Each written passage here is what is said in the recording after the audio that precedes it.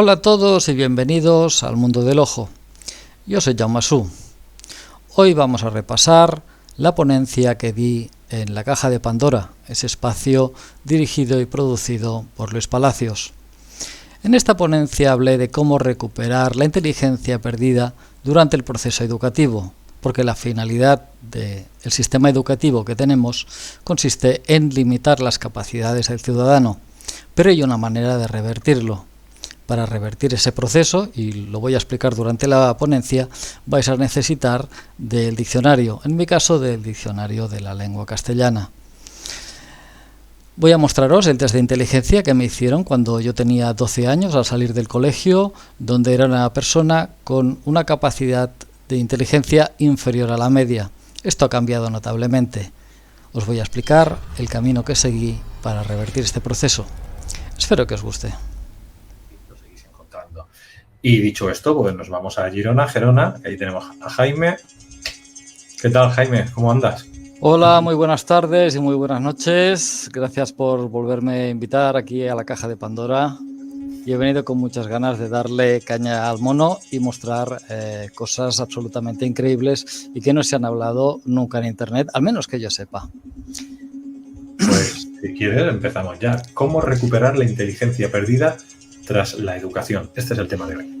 Pues sí, la inteligencia perdida se puede recuperar y a mí me gusta en las ponencias aportar pruebas, y una prueba de ello sería, por ejemplo, que yo mostrase el test de personalidad que me hicieron cuando tenía 13 años. En ese test se dice que mi inteligencia está por debajo de lo normal.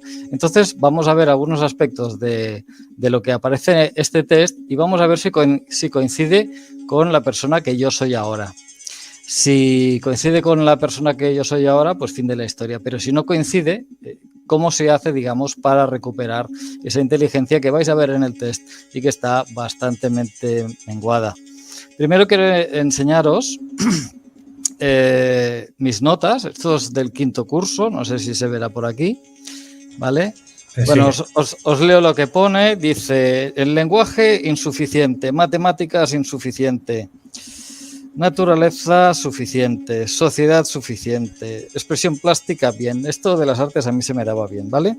Formación religiosa insuficiente. Mira que yo estudio religión, ¿eh?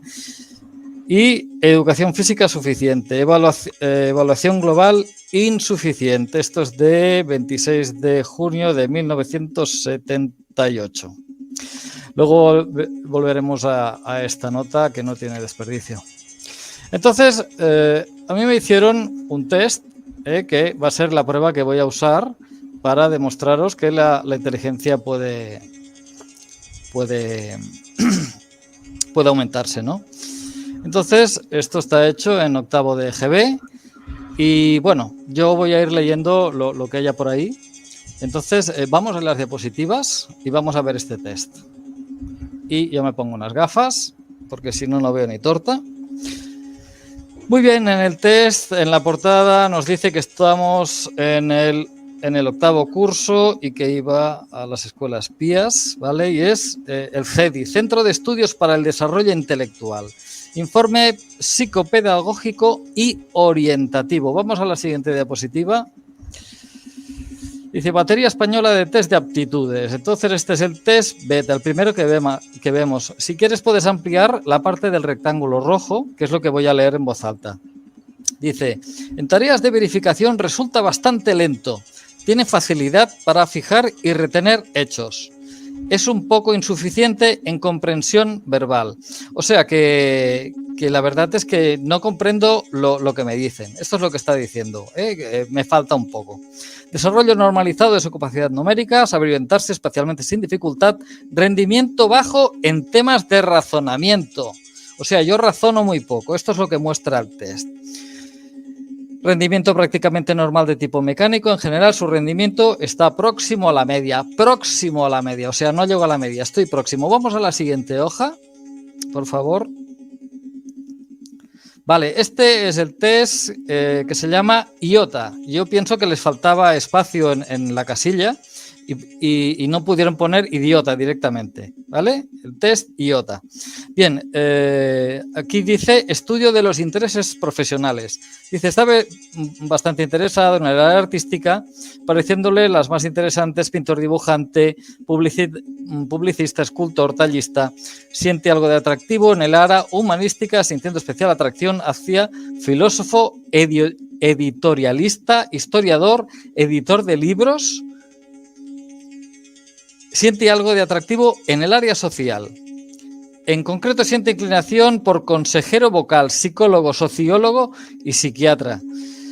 Siente algo de atractivo en el campo de las áreas científica, económica y directiva. Bueno, en unas podría ser verdad y en otras no, pero desde luego directiva o económicas, eso no me va para nada. Y luego dice, de ellas le agradan las profesiones de astrónomo y geólogo. Pues mira, no he estudiado... O sea, lo que sé de astrología lo he estudiado porque es necesario cuando estudias el tema del esoterismo, ¿no?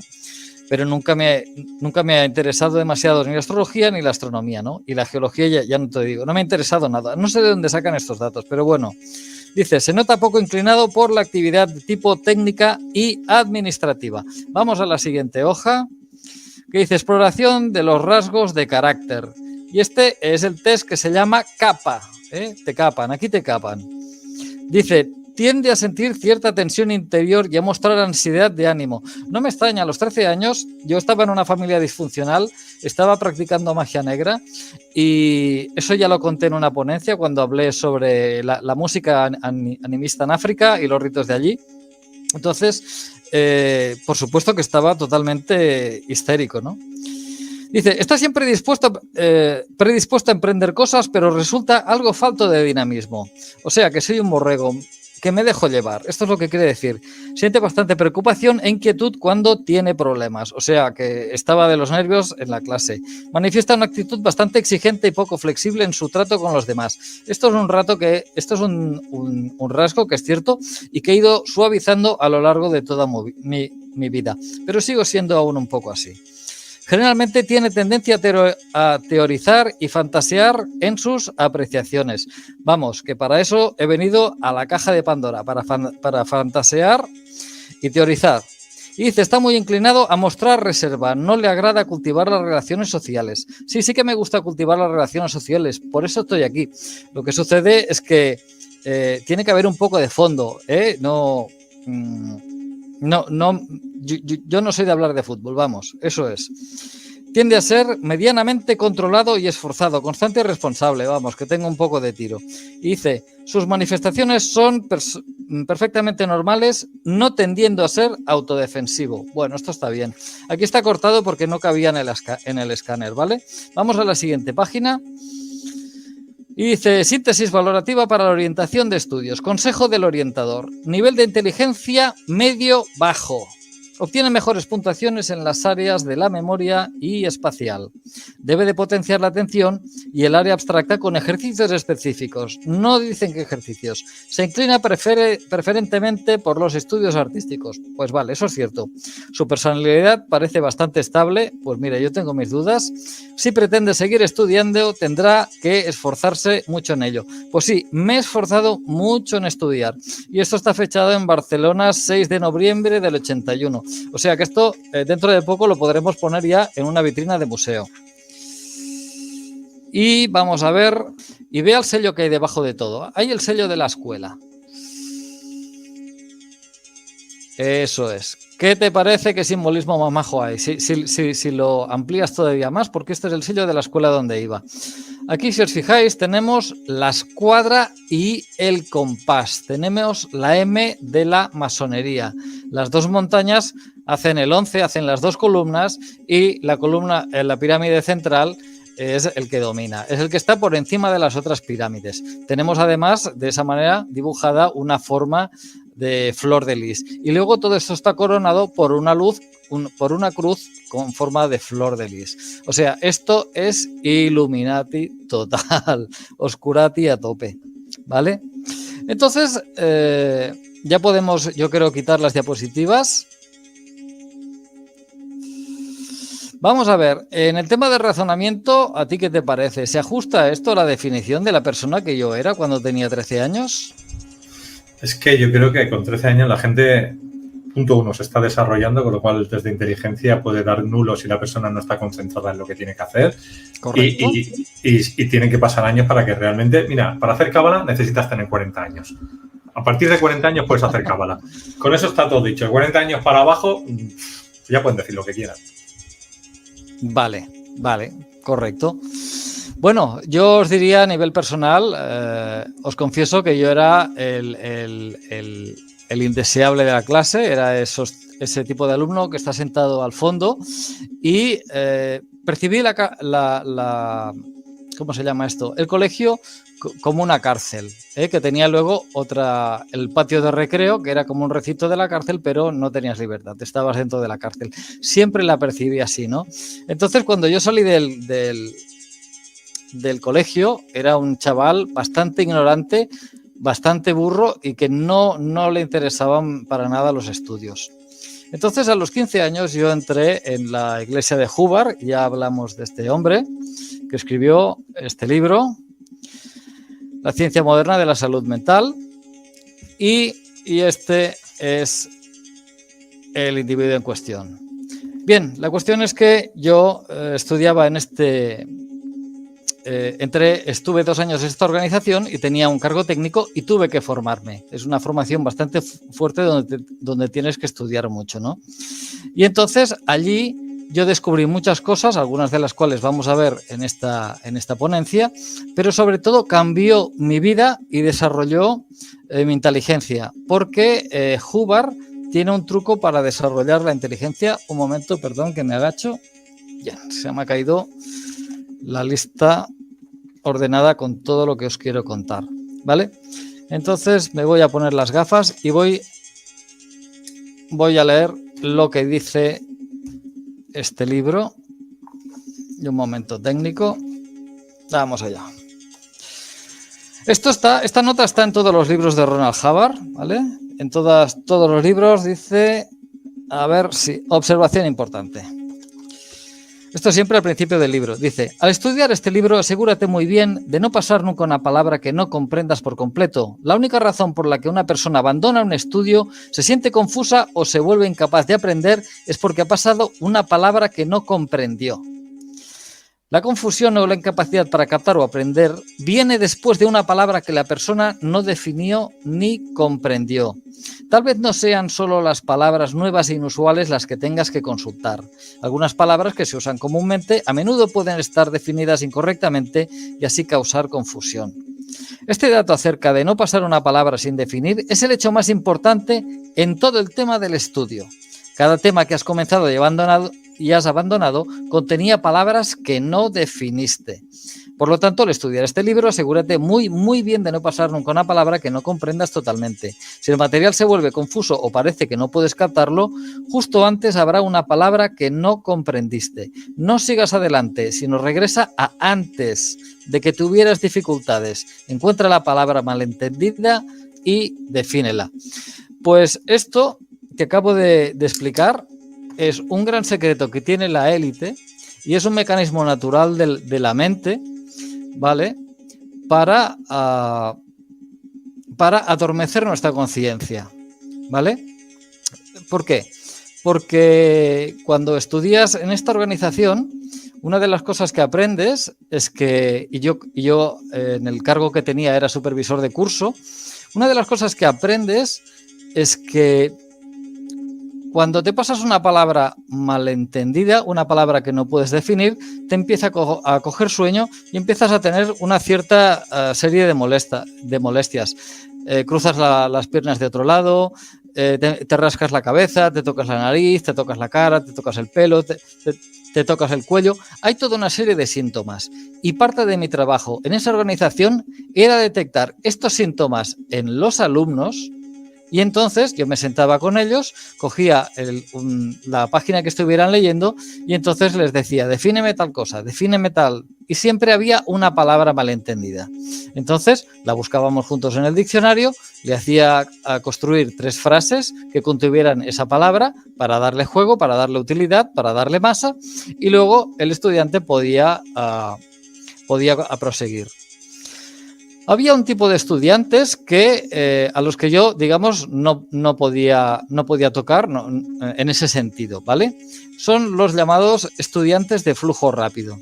Estos estudiantes han hecho un curso especial donde se trabaja con el electrosicómetro. Ahora podríamos ir a la página donde está el electrosicómetro. Ahí está, perfecto. Bien, el electrosicómetro es una máquina que está diseñada por el equipo de Hubbard y lo usan, digamos, para certificar si los recuerdos que tiene una persona cuando hacen la terapia son ciertos. Entonces, ¿qué es lo que hace esta máquina? Esto no es nada más que un galvanómetro y lo que mide es la tensión entre dos puntos. La resistencia que hay entre dos fuerzas y lo que hay en medio, que es lo que resiste, qué tensión hay. Entonces, cuando uno recuerda, cuando hay un peso y una carga emocional, la aguja reacciona de una manera. ¿Qué es lo que sucede? Las personas que hacen este curso buscan todas las palabras que puedan tener malentendidas con esta máquina. Entonces, se trabaja con listas de preguntas y entonces se buscan distintas palabras que estén en distintas áreas, ¿vale? Entonces, lo que sucede es que cuando una palabra está malentendida, la aguja tiene una caída, porque está marcando que se ha creado una laguna mental y luego sigue un borrado de memoria. Luego de ese borrado de memoria hay una incomprensión y la energía, digamos, mental que estabas empleando en ese momento ha quedado capturada, ha quedado enquistada. Entonces, con el uso de esta simple herramienta que deberíamos de tener todos, yo tengo un montón, esto es un diccionario de la lengua castellana. Entonces, cuando defines la palabra y la comprendes y llega la comprensión a la conciencia, entonces la aguja se mueve y vuelve a cambiar. ¿Por qué? Porque la energía que estaba bloqueada y que era mantenida por esa palabra, pues simplemente ha quedado liberada y entonces has despertado mucho más en la conciencia. Entonces, ¿qué es lo que sucede? Leemos, estudiamos mucho, estudiamos con lenguajes técnicos, palabras muy complicadas y toda nuestra enseñanza es un gran adiestramiento donde cuantas más palabras malentendidas tenemos, más torpes, más estúpidos nos volvemos. De esa manera, cuando nosotros entramos en el colegio, somos como un coche nuevo que lo meten en un túnel de lavado y cuando sale por el otro lado está lleno de caca por todos los lados y los que han organizado todo este cotarro dicen, vale, ha quedado perfecto, vamos al siguiente, que entre el siguiente coche. ¿Vale? Esto es para mí lo que yo entiendo por la educación. Entonces, para recuperar la inteligencia perdida, ¿qué es lo que hay que hacer? Pues lo que hay que hacer es cuando leéis y veis que os estáis quedando dormido, es hacer esto. Vais atrás y buscáis esas palabras que no podéis definir. Y cuando las encontréis, las buscáis en el diccionario, jugáis un poco con ellas, construís varias frases y seguís leyendo. Y vais a ver cómo vais a ir despertando. ¿Vale? Esta terapia, que es totalmente efectiva y liberadora, aumentará vuestra inteligencia. Y si no aumenta la inteligencia, por lo menos la afilará. Le dará una calidad que no tenía. Una calidad que perdió cuando precisamente empezasteis los estudios y empezasteis a recibir conceptos que estaban mal definidos. Ya me puedes devolver a cámara. Bien, pues este es el gran secreto que os quería comentar. Las palabras malentendidas lo que hacen es enquistar la memoria, os bloquean y os duermen. Cuanto más malos entendidos, más dormida está la conciencia. Entonces, ¿cómo te vuelves inteligente? Te vuelves inteligente recuperando el significado de esas palabras y disolviendo esas lagunas que están por toda vuestra mente, ¿vale? Muy bien. Bien, ahora voy a sacar una carta de tarot, que es esta que hemos visto antes, pero la veremos aquí y luego ya veremos esa imagen. Este es el paje de espadas. Yo me preguntaba, y la base de mi investigación para entender el tarot era hacerme una pregunta, ¿por qué había sido dibujada cada carta de la manera que había sido dibujada? ¿vale? Cuando tú comprendes por qué ha sido dibujada cada carta es cuando comprendes el tarot, pero para eso se tardan varios años. Entonces, este personaje aquí lo que tiene es un problema muy grande, ¿vale? Y en verdad lo que en esta carta está escondido es un método para el razonamiento crítico, para desarrollar el razonamiento crítico, ¿vale? El razonamiento crítico es lo que empleaban los sabios de la antigüedad, ¿vale? Hay que leer mucho a Platón. Los discursos de Platón y de todas las personas de esa época, ¿vale? Lo que hacían era establecer un diálogo con dos o más personas donde razonaban sobre un tema, incluso sobre un tema que no podía ser investigado, como por ejemplo, pues no sé, ¿qué es el mundo? Entonces empezaban a razonar, empezaban a comparar una cosa con la otra, empezaban a ver, bueno, ¿y el mundo qué es? Pues mira, la luna es redonda, pues la Tierra también será redonda. Razonaban de esa manera, ¿no? Esa es la manera como ellos exprimían el meollo, ¿no? El tarot de Marsella se creó para ocultar, para que fuera descubierta luego, cosas que se iban a perder con la creación de la Iglesia Apostólica Romana en el año 325. Entonces, el pensamiento crítico está escondido aquí. Y entonces esto funciona como una hoja de pasatiempos que va a ayudaros a entender cómo funciona el razonamiento, o sea, cómo pensaban los antiguos. Para entender cómo funciona, vemos el personaje que le vemos que tiene un problema, él está indeciso, está mirando al pasado, tiene un pie mirando hacia cada costado, no sabe para dónde decidirse y está, pues, digamos, indeciso. Se apoya una espada que está sin afilar, la punta de la espada no está afilada, es la única de todo el juego de tarot, y parece que no sabe si la quiere enfundar o la quiere mantener como la tiene, ¿no? Entonces, ¿cómo se desarrolla esta hoja de pasatiempos que es esta carta?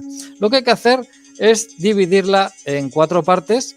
Entonces, hay que comparar la parte de arriba con la parte de abajo, con lo cual os haréis con un lápiz y papel, cogéis lápiz y papel, raya en medio y entonces comparáis lo que hay en la parte de arriba con lo que hay en la mitad de la parte de abajo. Luego hay que hacer lo mismo con la parte derecha y compararla con la parte izquierda. Eso es lo que hay que hacer. Y trazáis una raya en medio del papel y vais haciendo. Cuando habéis hecho esto, tenéis que comparar este cuadrante de aquí con este cuadrante de aquí. A ver qué semejanzas, qué diferencias tiene. Y luego hay que hacer lo mismo con esta parte de aquí y con esta parte de aquí. ¿Vale? Esto os va a llevar días, si no semanas, ¿vale? Vais a ir ampliando, a medida que razonéis, vais ampliando más y más y más la lista. Y aquí, en realidad, lo que se os enseña es a pensar por comparación, ¿vale? Pensamos por comparación. Entonces, esta es la manera como se ocultó la información en el tarot de Marsella sobre la lección de cómo pensar correctamente o cómo usar el pensamiento crítico. Si vamos a las escuelas y si vamos a cualquier lado, simplemente se espera que creamos lo que nos dicen.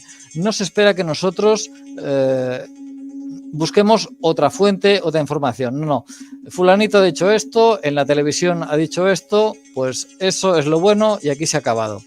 Bueno, pues si resolvéis esta hoja de pasatiempos, todavía tendremos que hacer algo más.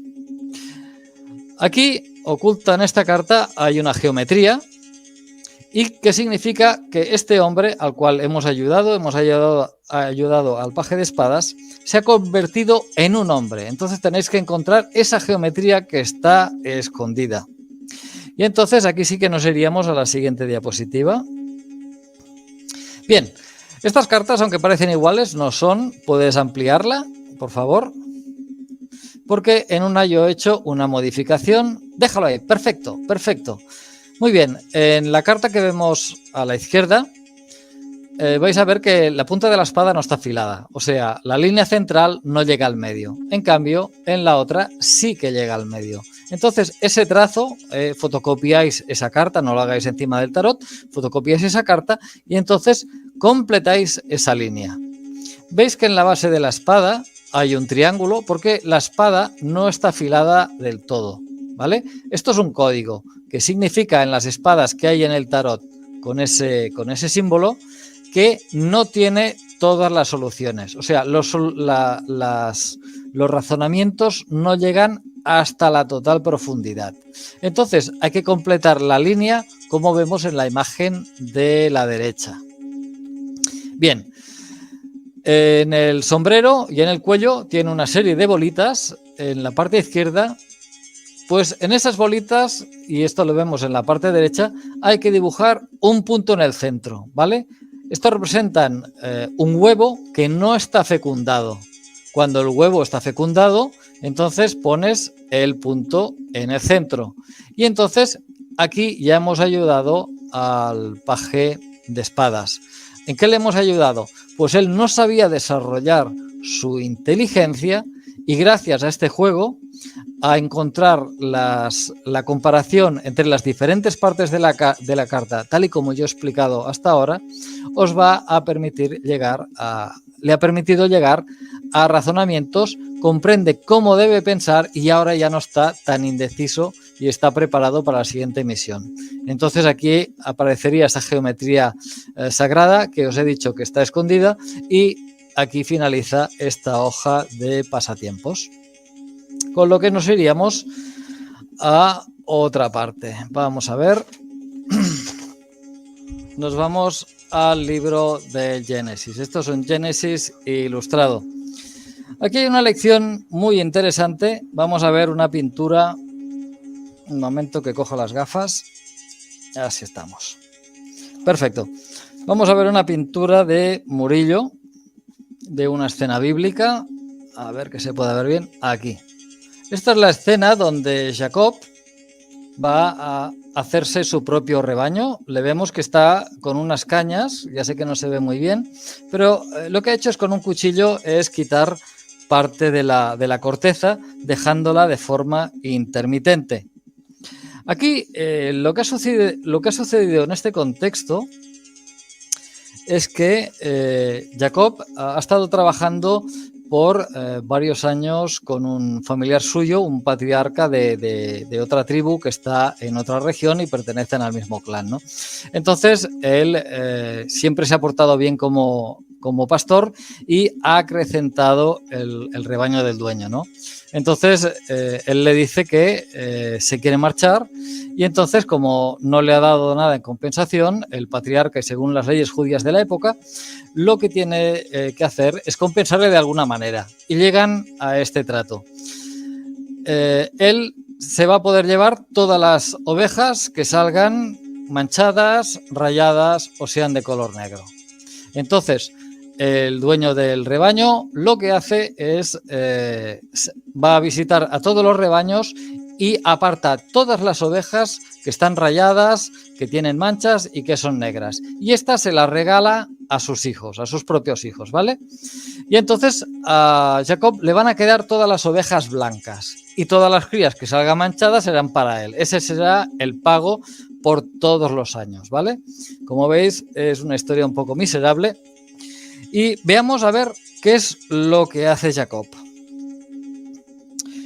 Labán dijo, bien, que sea así, y como tú has dicho. Y aquel mismo día Labán separó los machos cabríos manchados, todas las cabras manchadas, toda res con manchas blancas y todas las ovejas negras, y se las entregó a sus hijos. Y se separó de Jacob a una distancia de 3 días de camino. Jacob siguió apacentando el resto de los rebaños de Labán, o sea, solo habían quedado las ovejas blancas. Entonces, ¿qué es lo que hace Jacob? Buscó varas verdes de álamo, almendro y plátano, las descortezó e hizo con ellas franjas blancas, dejando así al descubierto lo blanco de las varas. Colocó luego las varas así descortezadas unas frente a otras en las pilas y abrevaderos donde iban a beber los ganados, los cuales se encelaban al ir a beber, o sea que les daba ganas de monta. Y así, apareándose delante de las varas, engendraban y parían crías rayadas o manchadas. Jacob puso aparte las ovejas y las apareó con machos negros o manchados del rebaño de Labán. De este modo se hizo un rebaño propio, separándolo del rebaño de Labán. Cuando las reses robustas se encelaban, Jacob ponía las varas delante de ellas, para que se apareasen a la vista de las varas, pero ante las débiles no las ponía. Y así las crías débiles eran para Labán y las robustas para Jacob. De este modo se enriqueció enormemente y tuvo numerosos rebaños, esclavos y esclavas, camellos y asnos. Esto es lo que nos dice el libro del Génesis. Bien, aquí lo que tenemos es una lección de ingeniería social, ¿vale? Cuando a la hora de comer, o sea, los tres tipos de árboles, los tres tipos de varas, nos pones información, esa información entra y, digamos, pasa a formar parte de ti. Entra con lo que estás comiendo y con lo que estás bebiendo. Cuando vemos las noticias de la televisión, pues a la hora del desayuno, a la hora de la comida y a la hora de la cena. Entonces, aquí tenemos, si el Génesis y todos estos libros son libros que vienen de Dios, significa que Dios tiene una ingeniería pensada para dominar al hombre. La oculta al público, pero los oscurati que saben entender correctamente e interpretar este libro, entonces ahí sí que se pueden hacer una idea y emplearla como ingeniería. Entonces, ¿qué sacamos de todo esto? Pues tenemos que dejar de ver televisión. Adiós a la televisión. Yo cuando estuve viviendo en Senegal, yo me acuerdo de que allí no tenía televisión y ya la miraba poco. Estuve allí casi 2 años y cuando vuelvo a Barcelona, me encuentro que no comprendo el mundo porque estoy ya desconectado de eso y ya no vuelvo a conectar la tele. Entonces yo llevo muchísimos años sin televisión. A veces he tenido parejas que tenían televisión y alguna vez hasta nos hemos separado por causa de la televisión. Porque la televisión lo que hace es centrar la atención de la persona en otra cosa que es totalmente banal y la duerme. Yo tenía una pareja que era sonámbula y cuando ella entraba en fase alfa se quedaba dormida y se acabó. Y entonces también tu vida sensual termina apagándose. Entonces, si apagamos la televisión, recuperamos la conciencia, nos despertamos y entonces ya no somos esas ovejas manchadas de las que se habla en este relato del Génesis.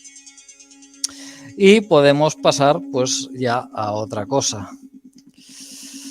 Voy a hablar ahora de otra cosa.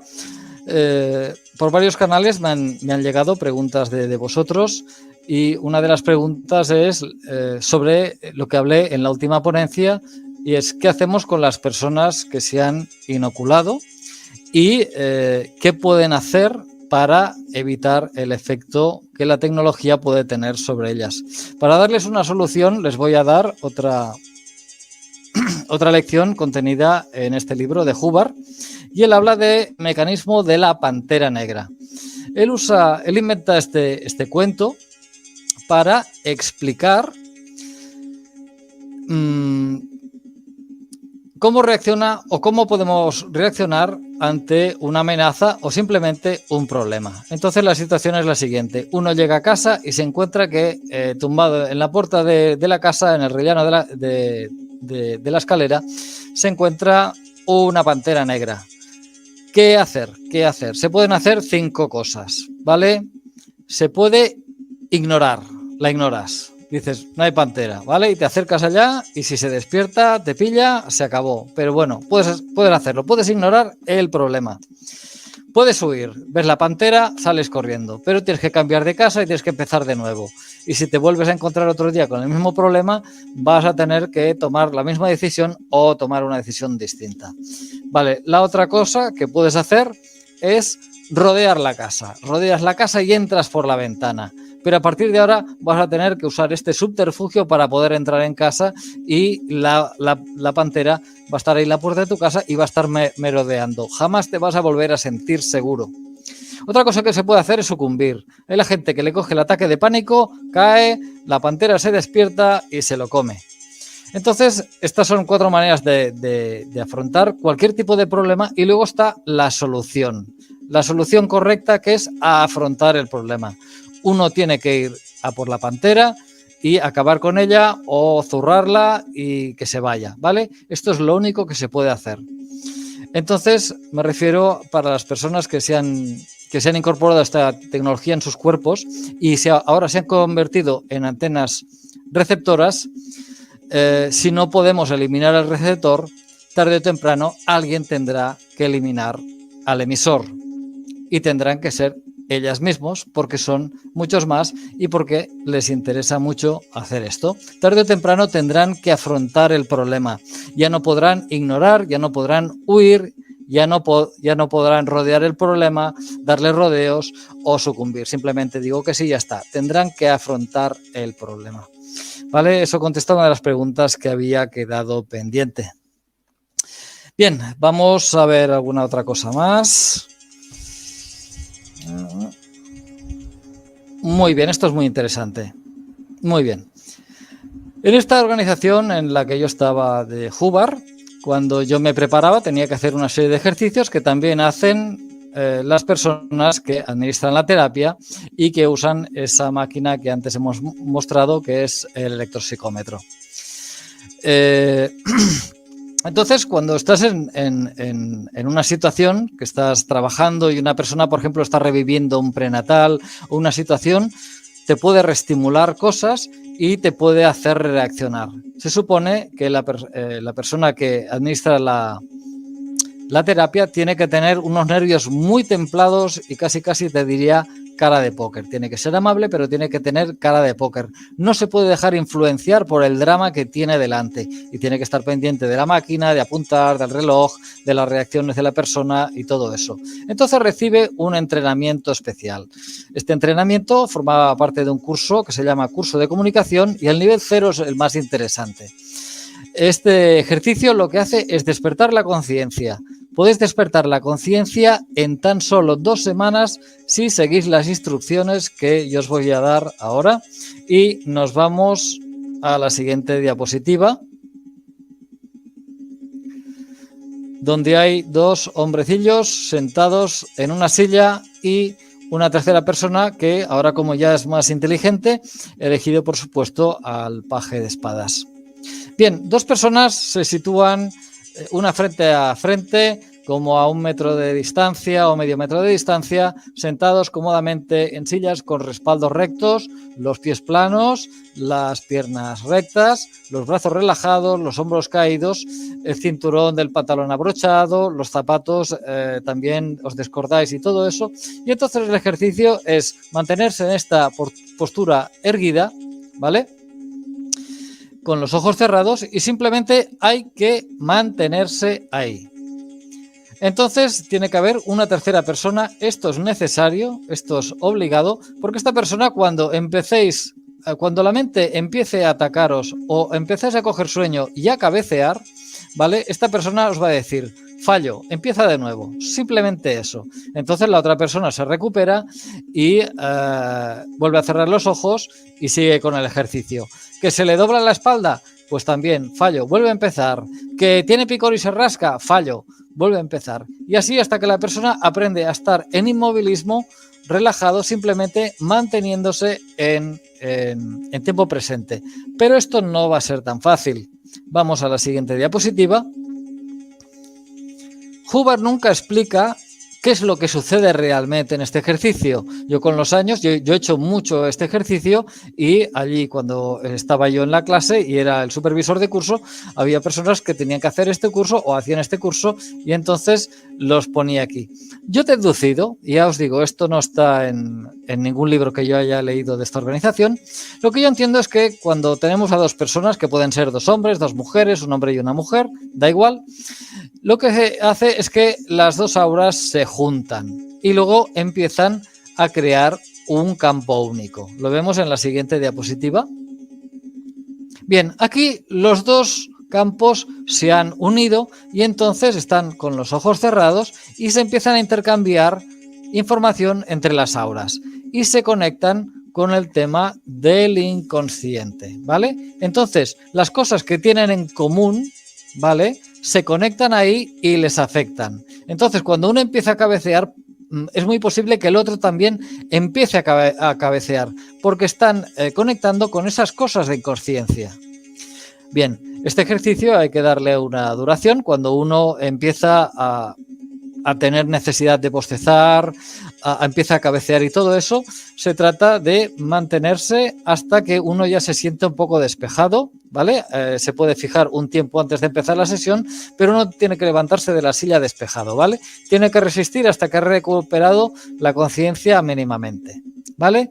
Entonces, uno termina la sesión y al día siguiente, pues reemprende otra vez la sesión. Vamos a la siguiente diapositiva. Bien, una de las cosas que me sucedió cuando yo estaba en el curso, o sea, cuando yo estaba, no digo dando clases, sino supervisando las clases, es que esto me sucedió un par de veces, es que cuando la gente hacía este ejercicio, y esto me sucedió en 2 ocasiones con 2 personas diferentes, uno de ellos se salía del cuerpo. Entonces yo lo he representado de esta manera que estamos viendo aquí. ¿Esto por qué sucede? Porque uno no puede, digamos, soportar el inconsciente del otro y entonces uno de ellos se separa del cuerpo. Voy a explicar por qué esto sucede. Ahora me tienes que devolver a pantalla. Voy a coger un libro del doctor Jiménez del Oso, Los poderes mágicos, estos del año de la Catapún, y aquí tenemos una foto de, vamos a ver, de una mano con el aura. Esto se hace con la fotografía Kirlian. Es esa fotografía que capta el aura. Cuando se hace una fotografía de este tipo a 2 personas, cada uno pone un dedo encima de la placa fotográfica y entonces se hace la fotografía. Entonces se observa la afinidad de las auras. Si esas personas están, digamos, indiferentes, las auras permanecen en su lugar. Pero si esas personas, por ejemplo, están enamorados, vamos a ver que las auras se juntan, se unen. En cambio, si esas personas sienten antipatía, incluso aunque no se conozcan, pero ya descubrirán con el tiempo que tienen una antipatía natural, lo que hacen las auras es repelerse. Y eso es lo que yo entiendo que sucedía en este ejercicio. Entonces, al juntarse los 2 inconscientes, había alguno que no podía resistir y se salía del cuerpo. ¿Qué hacíamos cuando nos encontrábamos con esto? De golpe, uno de los individuos abría los ojos y decía, oye, ¿qué me ha pasado esto? Y decía, ven, acércate. Y te decía al oído, mira, es que me ha pasado esto, que me he salido del cuerpo y tal. Entonces llamabas a otro que tuviera un nivel superior al mío y trataban el tema. Básicamente hablaban de que esto era natural y bueno, pues que no pasaba nada, y él acababa de experimentar que no somos cuerpos, sino que hay una mente y que también hay un espíritu que puede viajar fuera del cuerpo. Este ejercicio, si lo practicáis con 3 personas, que os podéis ir turnando para hacerlo los 3 el ejercicio, ¿vale? Lo practicáis 2 semanas, ¿vale? 1 hora cada día o 2 horas cada día. Pueden ser periodos más largos, periodos más cortos, ya vais a ir viendo el ritmo. Vais a coger un nivel de conciencia que cuando os despertéis por la mañana os vais a despertar como si os hubierais tomado ya 10 tazas de café. Vais a tener un nivel de conciencia, de estar despiertos, que no se logra de otra manera. Vamos, yo no lo he conseguido. ¿Vale? Y este sería otro de los temas. Muy bien. Voy a sacar un último tema. Me habían preguntado también el tema de la Matrix. ¿Qué pasa si salimos de la Matrix? ¿Vale? Porque esto donde estamos ahora por lo menos lo conocemos, pero si salimos de la Matrix hay incertidumbre. ¿A dónde vamos? Yo expliqué cómo salir de la Matrix. Lo vimos en la ponencia anterior. ¿Vale? Estaba codificado en el tarot. Cuando uno muere, uno lo que tiene que hacer es abrir el cuerpo de luz representado por el Merkabah. Estas eran las cartas que quedaban escondidas en esa posición de la ponencia anterior. Había que nivelar las frecuencias representado por la templanza y luego había que encontrar el lugar de salida. ¿Vale? Nosotros no podemos salir de Matrix porque no comprendemos este concepto y nos ha sido ocultado. Entonces, voy a explicar qué es la Matrix y cómo se sale de ella con un ejemplo sencillo, y para ello voy a explicar cómo funciona la pesca de las sepias, ¿vale? Vamos a la siguiente imagen. Bien, esto es una jaula de pescar sepias. Se trata de un rectángulo de reja, en este caso de alambre, y que tiene una abertura en forma, digamos, de embudo que se cierra hacia adentro. No tiene ningún mecanismo que cierre la abertura. Siguiente diapositiva. Bien, aquí tenemos la misma jaula vista de perfil. Aquí se puede ver perfectamente el embudo, ¿no? El tema es, cuando la sepia se mete aquí dentro, ¿por qué no puede salir? Vamos a la siguiente diapositiva, y este es un dibujo mío. Bueno, yo aprendí el tema de la pesca de la sepia porque cuando estuve viviendo en Senegal conocí a un hombre que era español y se había ido a vivir allí porque le habían ido mal los negocios y eso. Entonces se había, digamos, autoexiliado en Senegal y había llegado ahí con una mano delante y una detrás. El hombre vivía en la playa y lo que hacía, como él había sido pescador, observaba cómo funcionaba el mundo senegalés, cómo funcionaba el tema de la pesca allí. Entonces este hombre consiguió introducirse en la sociedad negra, por así decirlo, progresar, incluso formar parte de la tripulación de un cayuco pesquero y luego de ser capitán de cayuco y luego tener una pequeña flota de cayucos, que eran los únicos que pescaban sepia, porque allí nadie sabía cómo se pescaba la sepia. Como no tenían el alambre para hacer estas jaulas, ellos lo que hicieron era, cogieron barras de hierro y las soldaron formando un cubo y le pusieron esto que hemos dibujado. Entonces aquí tenemos la sepia que se va a meter dentro y no va a poder salir. ¿Por qué no puede salir la sepia? Porque la sepia está configurada a su mente para encontrar una abertura. Ella lo que hace es va palpando por una pared, ¿vale? Va palpando la pared, cuando encuentra un agujero se mete dentro, normalmente es una cueva, y luego sale, ¿vale? Pero lo que ella busca sobre todo es un hoyo, un agujero en una pared. Al estar la salida en el centro del cubo y su inteligencia no está suficientemente desarrollada para buscar la salida de esa manera, la pobre sepia jamás encuentra la salida. Y además, en este caso, como la jaula, digamos, es de hierro y luego está rodeada por una red, tampoco puede usar las ventosas porque no se pegan. Entonces no tiene manera de trepar.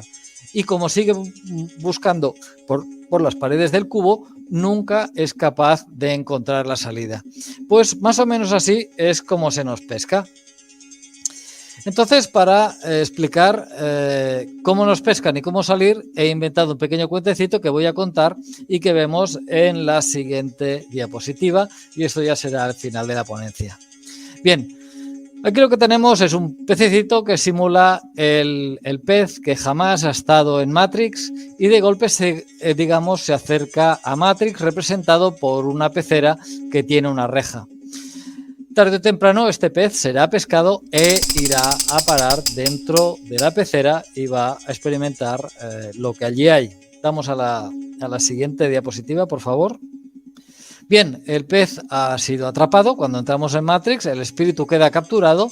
Ya hablamos hace unas ponencias cómo el espíritu es capturado, pero bueno, lo explico en forma de cuento.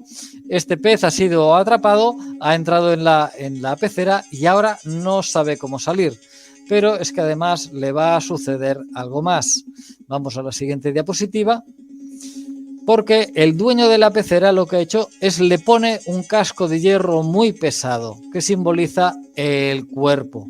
Tiene todavía el plumero que le he dibujado simbolizando la conexión con lo espiritual, con la glándula pineal. Pero ahí, en ese mundo limitado de los 5 sentidos, se ha reducido mucho su visión. Y como el casco es muy pesado, entonces solo puede ir mirando hacia tierra, no puede mantenerse en la parte alta del agua. Vamos a la siguiente diapositiva. Y aquí tenemos este pobrecito pez que ahora se va a mover en la parte inferior de la pecera y solo en algunos momentos va a poder ascender. Y eso sucede cuando duerme. Cuando duerme, a veces abandona el cuerpo. Entonces puede ir a la parte de arriba de la pecera y puede ver que a través del cristal existen otros peces, existe un mar. No puede cruzarlo, pero sabe que ahí está. Recupera esa memoria pasada. Luego, cuando despierta, se vuelve, digamos, a poner el casco y vuelta a la vida normal. Vamos a la siguiente diapositiva. Bien, con el hecho de morir, digamos, el casco con el tiempo lo que hace es oxidarse, descomponerse y entonces se queda abajo, inerte, y se descompone y pasa a formar parte de la tierra. Y el espíritu está entonces en la parte superior del agua y entonces puede conectar fácilmente con otros planos, pero todavía está dentro de la pecera. Pronto el pescador se va a dar cuenta, le va a poner un nuevo casco y vuelta a empezar. Entonces, ¿qué es lo que hay que hacer para salir de la Matrix? Hay que atravesar el cristal, hay que vibrar en la frecuencia del cristal, lo que permite atravesarlo, ¿vale? Y eso sucede en el momento que no tienes el casco puesto, o sea, cuando el cuerpo está muerto, cuando ya hemos cortado, digamos, en las tradiciones tibetanas e hindús orientales, el cordón de plata. Y entonces aquí termina el cuento en la siguiente diapositiva, donde el pez ha escapado de Matrix y puede ver que está en un mar lleno de peces y, colorín colorado, este cuento se ha acabado. Y aquí termina, por mi parte, la ponencia. Perfecto. Si hay alguna pregunta, ponéis pregunta 2 puntos y formuláis la pregunta en mayúscula. Y antes de irnos, Jaime, pues si te quieres un poco comentar, si tienes alguna actividad, canales nuevos, cómo seguirte, lo que quieras comentar. Vale, sí. Pues como veis, soy también tarotista. Tenemos el canal de YouTube de Tarot y Símbolos, donde hablamos de tarot, hablamos de simbolismo, y luego tengo otro canal que lo he abierto para hablar de temas que estaban fuera de lugar en ese espacio, ¿no? En ese espacio hablo de la pintura, de simbolismo, hablo más de misterio y sobre todo de ingeniería social. Y por ejemplo, este cuento que acabo de contar lo voy a convertir en vídeo y lo voy a subir ahí, y es el tipo de contenidos que tenemos ahí. El contenido es muy interesante y normalmente yo intento mostrar pruebas de todo, ¿vale? Yo soy un estudioso de los símbolos, los conozco muy bien y ayudo a que comprendáis el mundo que nos rodea, este mundo oscurati, ¿no? Entonces, en el canal de Telegram también lo que tenemos es un foro sobre tarot, y allí es totalmente gratuito, y allí se habla sobre tarot y sobre cuestiones que van surgiendo sobre la marcha, y tenéis ahí contacto directo conmigo. Y nada más, os invito a visitar estos canales, Tarot y Símbolos en YouTube, El Mundo del Ojo en YouTube, y en Telegram tenemos el canal de el foro abierto sobre el tarot de Marsella. Espero que las preguntas hayan sido contestadas y espero que os haya interesado esta ponencia. ¿Haces también tarot? Es decir, ¿la gente te puede contactar? Sí, la gente puede contactarme. Yo tengo que decir que no me gusta hacer tarot a distancia, pero a veces algunas personas me lo piden en privado, entonces accedo, ¿vale? No es demasiado caro y, bueno, a veces una sesión puede durar. Yo no cuento por minutos, sino por solución de problemas. O sea, una consultante o un consultante puede venir con un problema, entonces ese problema se puede... necesita toda una investigación. A veces no dices, haces una pregunta y ya está resuelto el problema. No. A veces esto dura horas, ¿vale? Esto se puede hacer por mensaje de Telegram o por teléfono, lo que sea. No tengo ningún tipo de teléfono de estos de pago o que aparecen en las revistas o tipo televisión. Nada de esto. Pero sí. Pues nada, pues Mar ha dicho grandioso, Jaumesu, lúcido, estudios, inspirador, gratitud. Pues han aplaudido visitación, Mauri, Juan Carlos, excelente, gracias. Salud Hailey también aplaudiendo. Carlos Senra te pone pececitos. y entra una pregunta. ¿Qué opinas sobre la obra de Edward de Bono, si lo conoces? Pues no lo conozco. Pues, Lo buscaré después de la ponencia, veremos quién es. Y así aprenderé algo nuevo. Sí, danos alguna referencia de lo que hace o lo que habla. Anima Comics, muy buenas noches y gracias por tan interesante ponencia. Pregunta, ¿es normal estar enfadado con la sociedad hasta el punto de la ira cuando ves que la mayoría de la gente mira para otro lado? Sí, la verdad es que es normalísimo y forma parte de esos 5 mecanismos de los que hablé sobre el mecanismo de la pantera negra, ¿no? Mira, voy a comentar que el otro día en un artículo de La Vanguardia había un señor que era estudioso de meditación y todo esto, creo que era monje, una cosa así. Bien, el hombre decía una cosa muy interesante y hacía una comparación de la mente que decía que la mente era como un gran paisaje, ¿vale? Donde habían distintos campos, distintas áreas, el área de la ira, el área de la alegría, el área del estar satisfecho, el área de estar atento, el área de la amistad, tal y como vemos en la película de Pixar del revés, ¿vale? En esa película está bastante bien codificado. Entonces este monje lo que dice es que es la conciencia la que se mueve por la mente, no es la mente la que se mueve por la conciencia. Entonces, si tú, por ejemplo, o otras personas sienten ira razonablemente, es porque la conciencia se ha ido al campo de la ira. Entonces, ¿qué es lo que habría que hacer? Llevar la conciencia, o sea, la atención, a otra área que resultase más provechosa. Pero te entiendo perfectamente, es frustrante. También te diré que en la escala de Hubbard, ¿vale? Él tiene una escala tonal y la ira es algo bueno, ¿vale? Cuando tú estás en apatía estás dominado, pero si estás en ira estás en actividad. No estás vibrando en alegría, no estás vibrando alto, pero estás mucho mejor que si estuvieras en apatía, ¿vale? O en hostilidad encubierta. Entonces, la ira es perfecta. ¿Alguna pregunta más? Lo que tiene que hacer cuando estás en esa ira, ¿no? Y estás en ese descontrol, normalmente el mundo que nos rodea no nos gusta. Entonces, ¿a dónde hemos puesto normalmente la atención? Pues en los grupos de Telegram que están todo el día, aunque sean positivos porque sean gente que te avisa, te están hablando de cosas negativas. Entonces yo creo que ahí lo que tiene que hacer la persona es un trabajo de desarrollo personal. Es decir, tiene que empezar a despegarse de ver noticias, buenas o malas, sean de gente nuestra o gente del otro lado, y empezar un poco a trabajarse a sí mismo, sus meditaciones, sus ejercicios, su deporte. Exactamente. Estar con gente alegre alrededor, que hable de cosas alegres y se desconecte del mundo, ¿no?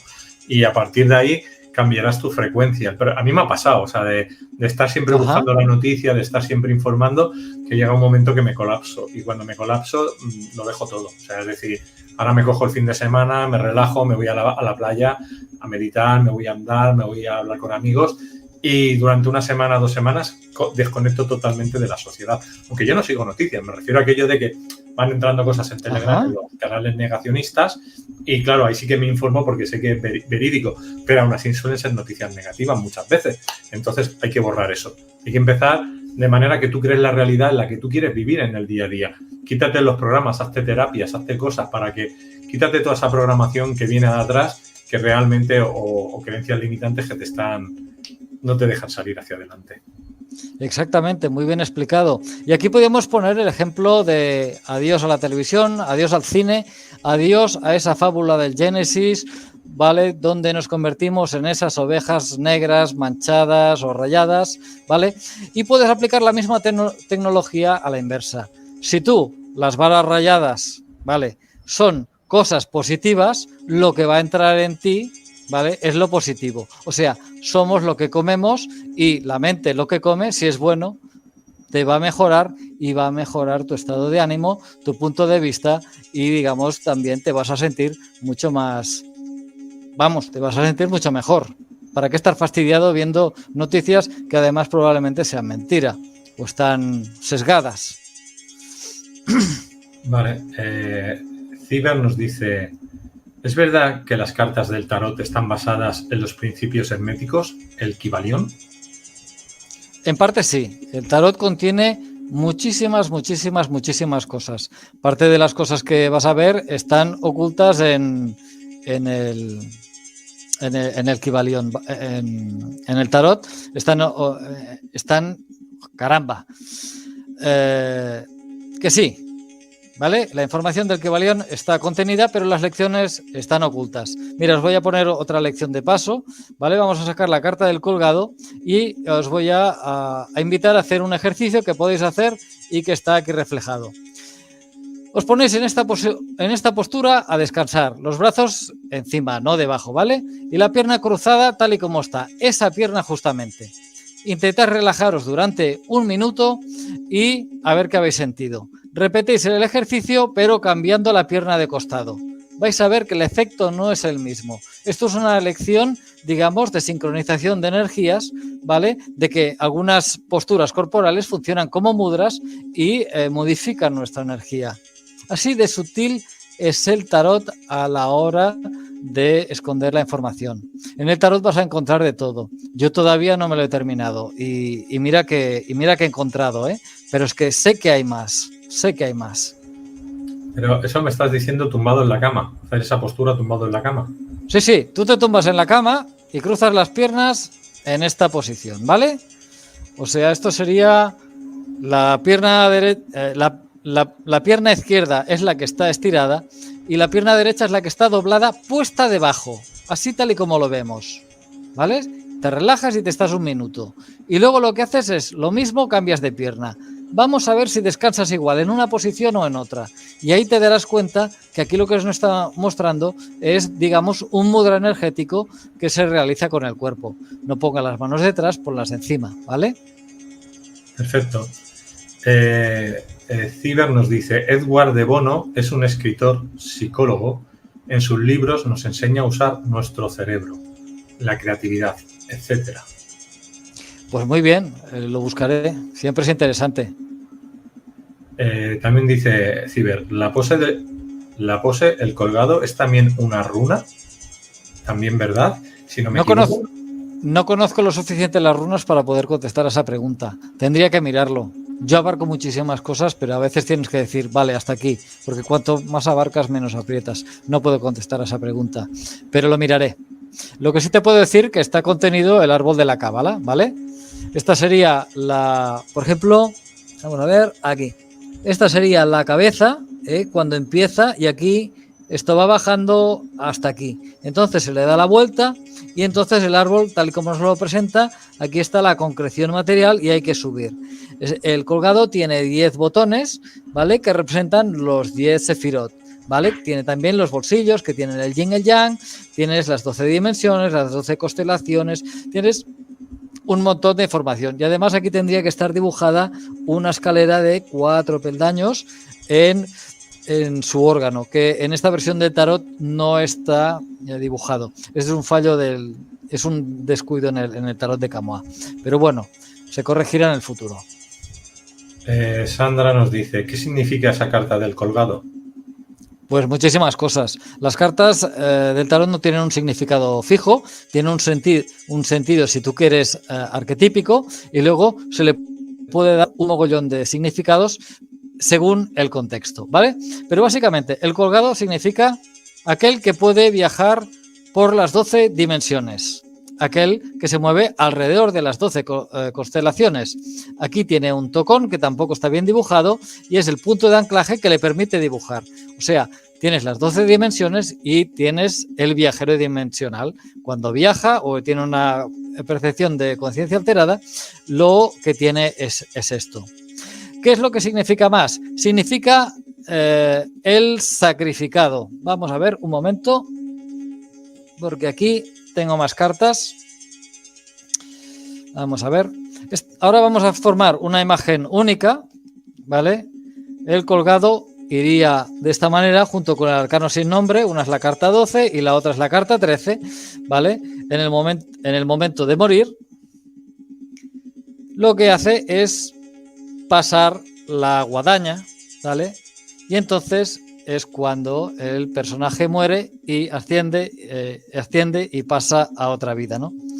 El colgado significa también aquel que va a ser sacrificado, o el sacrificio, o el estado, digamos, de crisálida. O sea, el estado antes de salir transformado, también representado por el arcano sin nombre, ¿vale? Tenemos tenemos aquí, entonces, se rompe el capullo y entonces entraríamos en un nuevo mundo, representado por la templanza. Vale. A ver, ¿dónde está templanza? Templanza se ha ido de vacaciones. Bueno, pues representado por la templanza, que representan las dos jarras, simbolizando digamos, la creación de la compatibilidad de frecuencias. El colgado es un sacrificado, y por lo tanto, si estudiamos el concepto de crisálida, se implica también transformación, sufrimiento, inmovilismo, espera. En caso de una consulta, no es un buen lugar para quedarse. O sea, uno puede mantenerse en esta situación, todos nos tenemos que sacrificar, por lo tanto ese arquetipo está vivo en nosotros, pero no nos podemos sacrificar constantemente. Hay que pasar a otra carta, ¿eh? Esto forma parte de la vida, pero no quedarse ahí plenamente. Muy bien, entonces ya para el siguiente vídeo ya sabes más o menos el título de lo que vamos a hablar. Pues tengo pensados varios temas. Pensaba hablar de Corrado Malanga. Corrado Malanga está con el tema de los visitantes de dormitorio, y también tenía pensado hablar recopilados por los hermanos Grimm y su significado esotérico. ¿Qué son todos esos cuentos y qué es lo que significan?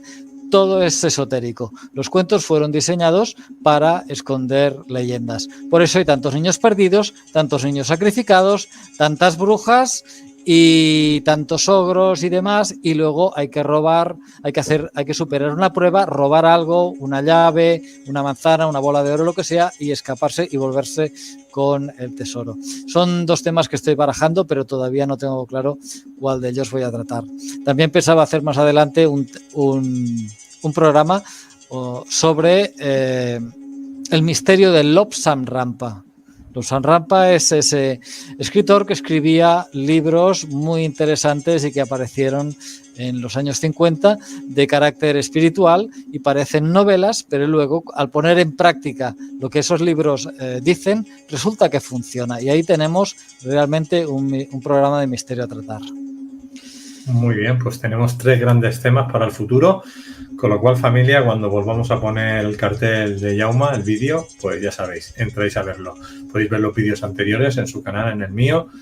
Tiene más cositas en sus canales, ya lo hemos dicho, la descripción del vídeo, en el chat lo hemos puesto, y aquí tenéis en pantalla el Telegram y también el Telegram de Tarot y Símbolos, el grupo de Foro Abierto. Familia, pues mañana es viernes. El lunes vuelvo yo, y dentro de poco otra vez con Jaume. Pues muchas gracias, Jaume, un placer tenerte otra vez aquí en la Caja de Pandora. El placer es mío. Gracias a todos por tanta atención, por estos aplausos, por estas preguntas. Gracias por invitarme y nos vemos en la próxima. Hasta luego, familia. Que vaya bien el fin de semana.